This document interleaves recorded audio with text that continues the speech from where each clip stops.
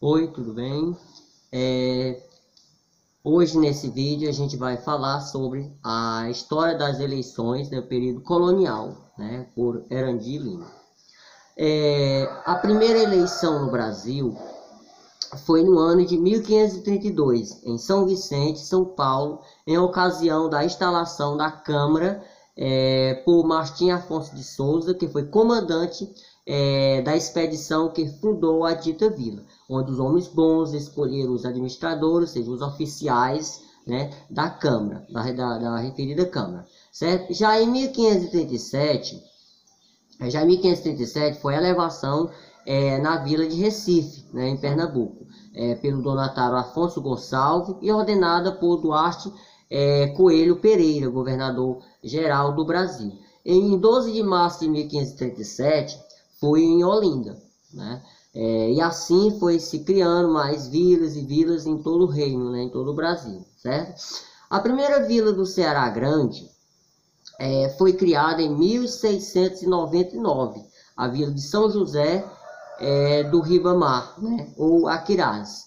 E já em 13 de abril de 1726 foi criada a vila da Fortaleza de Nossa Senhora da Assunção, né, que hoje a nossa capital do Ceará, Fortaleza. E já em 1776 foi criado a nossa vila de Granja, né, São José de Granja, né, da antiga povoação de Macaboqueira, quer dizer, maus caboclos ou índios.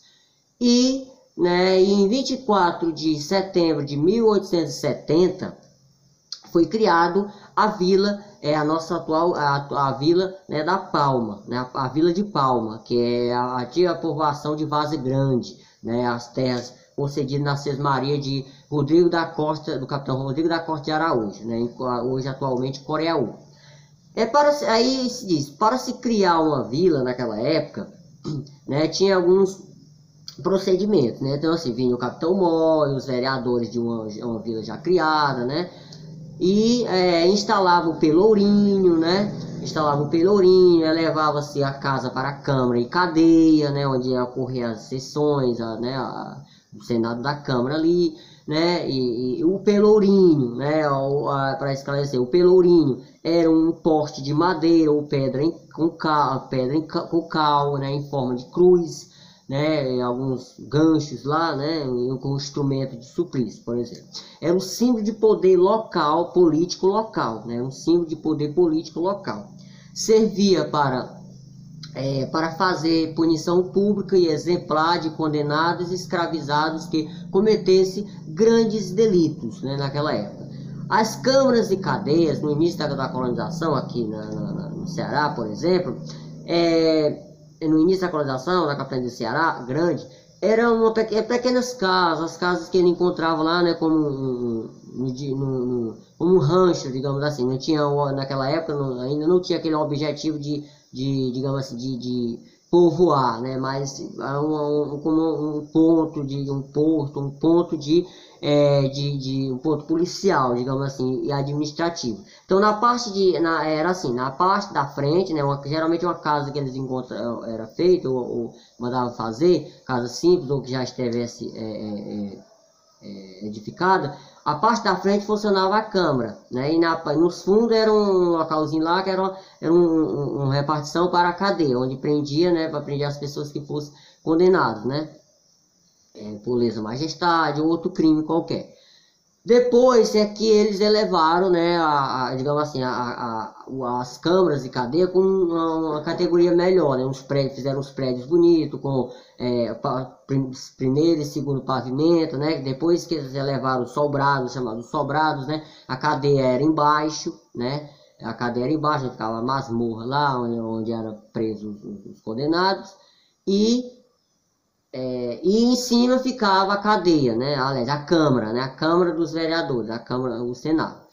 E aí não havia, aí se tratando na época da eleição, porque a Câmara ela tem a ver com a eleição, não havia ainda um código eleitoral próprio, né? As eleições das possessões portuguesas, com todas as possessões portuguesas, era regido como lá em Portugal, né? De acordo com as ordenações do reino, né? Que antes eram manuelinas e depois as filipinas, né? Que isso vai trocar depois com a Constituição de 1824, é que vai essas compilações de leis, ela vai ser feita a nova Constituição, elaborada a nova Constituição pelo Dom Pedro I, e aí vai, né, usar alguns desses códigos, dessas coisas, mas vai deixar entrar em vigor essas duas ordenações aí. Então, as eleições do período colonial, até a Constituição Imperial de 1824, era feita ao pé do ouvido, né? Então, assim, como é que era esse pé do ouvido? Então, os homens bons, né, eles se reuniam na praça,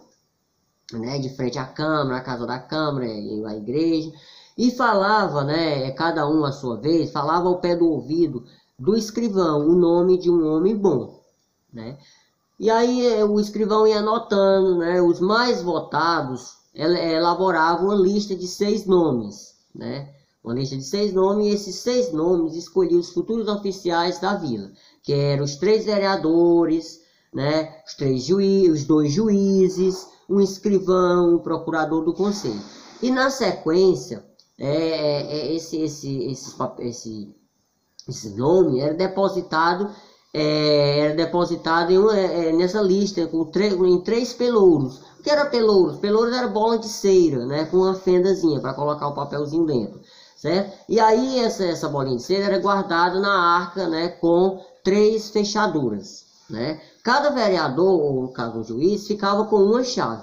Então, para dar mais seguridade, né, o processo e resguardar, né, aquele pelouro. Os homens bons eram os senhores. Quem eram os homens bons, né? Então, assim, homens bons não eram um homem exatamente bom, mas homens bons, né? Não eram um bom homem, mas homens bons, né? Então, assim, eram os nobres, né? Os senhores maiores de 21 anos, brancos, proprietários de terra e de gado e de escravos, católicos, casados, ia ter todo podemos dizer assim, uma exigência para ser um homem bom naquela época, né? Então, os poderosos daquela época, aí, os fidalgos, né, digamos assim, entre aspas. Então, assim, logo que era feita a eleição de pelouro, né, para escolher o futuro vereador a mandar na vila, administrar a vila, né, uma criança menor de 7 anos era quem escolhia, né, você sorteava, né, o pelouro e quebrava o pelouro, né, quebrava o pelouro para saber quais são os nomes que estavam ali. Os nomes que havia dentro, né, do pelouro seriam os próximos oficiais da Câmara e do Senado. Então, e assim, gente, só lembrando, Senado naquela época não eram senadores como hoje não, tá certo? Que vai ter lá na Constituição de 1824, não. Senado são vereadores mesmo, tá bom? Então, assim, cada final de ano, todos os vereadores reunidos, era feita uma eleição de pelouro, ou seja, um sorteio, né, digamos assim. No final dos 3 anos, havia nova eleição para escolha de novo para os futuros legisladores da vila, né, os administradores da vila. Os vereadores tinham muito poder naquela época, né, muito poder. Hoje ainda tem, mas naquela época tinha ainda mais, né, porque era um representante do rei ali eleito, né. Então, assim, administrar a vila, né, quais são digamos assim, as demandas, né, digamos assim, dos vereadores, né? Administrar a vila, buscar melhorias para a mesma, despachar, enviar e receber requerimento, né? Ler e discutir os decretos, né? Buscar melhorias para a mesma. Então, assim, com outros procedimentos como enviar e receber requerimento, dar aval, né, para obras públicas como ponte, abrir ruas, fazer casa, abrir um estabelecimento comercial, né, abrir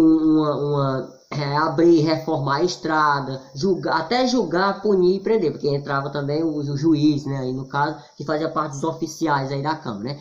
O responsável pela moral e conduta na vila. Tudo era cabimento, né, digamos assim, responsabilidade e poder do vereador da Câmara, naquela época, do período colonial. Então, assim, havia outra forma de eleição no período colonial também, quando a eleição, né, acontecia alguma, no caso no caso do sorteio do pelouro, por exemplo, né, por exemplo, havia outra forma de eleição no período colonial, que era denominada de barrete, né. O barrete, o que era o barrete? As eleições de barrete era quando um vereador sorteado fosse já falecido ou impedido de assumir o cargo, né? Então, assim, por causa de morte, às vezes tinha morrido durante os 3 anos, porque o nome dele já estava no pelouro lá. Então, caso ele morresse, né? Então, assim, por ordenação, nas quais as autoridades existentes escolhia alguém, né, do seu agrado para ocupar o cargo ora vago. Em geral, alguém que fosse descendente ou já tivesse desempenhado funções públicas antes. Então, assim, era pessoa que já tinha experiência ali, que assumia esse cargo no lugar do vereador que não pudesse assumir, tá certo? E aí, para fechar, ele diz que a primeira eleição nacional, né, porque antes as eleições eram por vila, né, a vila era responsável por suas eleições. Cada vila fazia sua eleição, né? Conforme ali os próprios vereadores se reuniam, fazia sua nova eleição. Então isso já era certo. Então era de acordo com as ordenações.